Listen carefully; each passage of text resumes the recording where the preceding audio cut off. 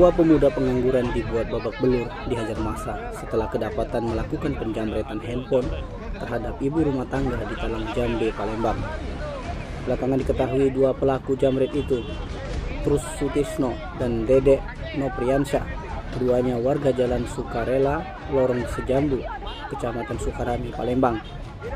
Korbannya adalah seorang ERT bernama Rida, warga perumahan Bumara Regensi, Kelurahan Talang Bututu, Kecamatan Sukarabe, Palembang. Aksi penjamretan itu saat Rida yang mengendarai sepeda motor Matic Mio Sporty bersama anaknya melaju di Jalan Padat Karya, Kelurahan Talang Betutu, Kecamatan Sukarame, Palembang, tidak jauh dari kantor Lurah Talang Betutu.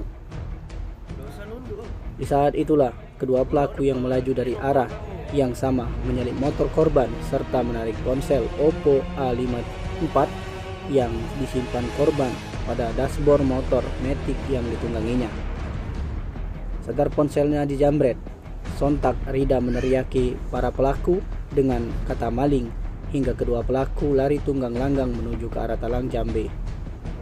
Kedua pelaku yang terjatuh sempat diselamatkan warga, tak tahu jika kedua pemuda itu merupakan pelaku jamret. Beruntung amukan warga berhasil diredam anggota polisi dan Polsek Sukarame yang kebetulan melintas melakukan patroli. Warga tahu. Kejadian tadi seperti apa? Pas aku keluar dari Alfamart, dia ngiringin dari belakang, langsung ikut sikut kiri, langsung ambil HP di dashboard. Ayu sama siapa? Sama anak. Sama anak kecil ini Iya. ya? Baru mau pulang ke rumah ya? Iya. Oke, HP langsung disamper oleh siapa? Iya. Dari belakang sampingnya? Dari samping iya. Diapakan Bu? Disikut ya Bu? Disikut doang.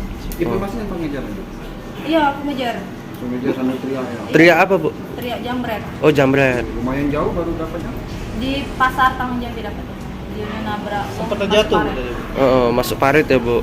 Ibu sempat terjatuh nggak Bu? Tidak. Tidak ya. Cuman di situ ya? Oke. Tim Liputan Sumsel Update TV melaporkan.